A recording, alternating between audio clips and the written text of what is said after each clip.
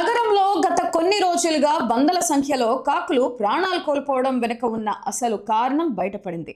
అది మరేదో కాదు, భయంకరమైన బర్డ్ ఫ్లూ. అసలు ఏ ఏ ప్రాంతాల్లో ఈ వైరస్ విస్తరించింది? కేంద్ర ప్రభుత్వం తమిళనాడుకు జారీ చేసిన ఆదేశాలేంటి? ప్రజలు తీసుకోవాల్సిన జాగ్రత్తలేంటి?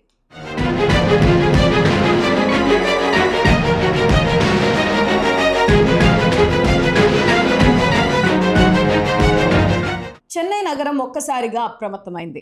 అడియార్, గాంధీనగర్, వేలచ్చేరి, పల్లికరణై వంటి ప్రముఖ ప్రాంతాలతో పాటు ఓఎంఆర్, ఈసీఆర్ రోడ్లలో నివాస సముదాయాలు, చెట్ల కింద సుమారు 1500కు పైగా కాకులు విగత జీవులుగా పడి ఉండటం స్థానికులను భయాందోళనకు గురిచేసింది. మొదట ఇవి సాధారణ మరణాలని భావించినప్పటికీ సంఖ్య పెరుగుతుండటంతో జంతు వ్యాధుల దర్యాప్తు బృందం రంగంలోకి దిగింది.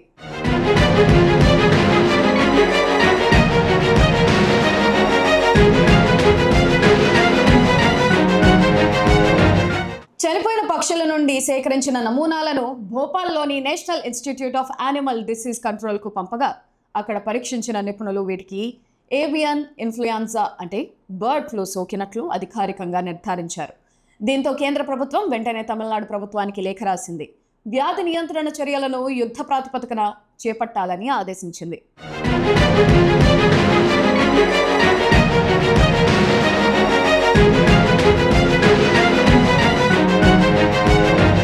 వైరస్ వ్యాప్తి చెందకుండా ఉండేందుకు అధికారులు కఠిన నిబంధనలు అమలు చేస్తున్నారు. చనిపోయిన పక్షులను కనీసం 8 అడుగుల లోతు గల గుంటల్లో సురక్షితంగా పాతిపెట్టాలని ఆదేశించారు. ప్రజలు తమ చేతులతో వాటిని తాకవద్దని హెచ్చరించారు. ఇది నేరుగా మనుషులకు సోకే ప్రమాదం ఉందని వెటర్నరీ రీసెర్చ్ ఇన్స్టిట్యూట్ తెలిపింది. మీ పరిసరాల్లో పక్షులు వింతగా ప్రవర్తించినా లేదా చనిపోయినా వెంటనే అధికారులకు సమాచారం అందించండి.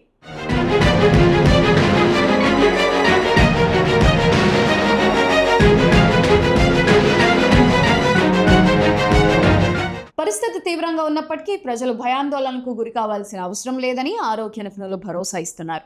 ప్రస్తుతం కోళ్ల ఫారాలు, పక్షుల ఆవాసాలపై నిఘా పెంచారు.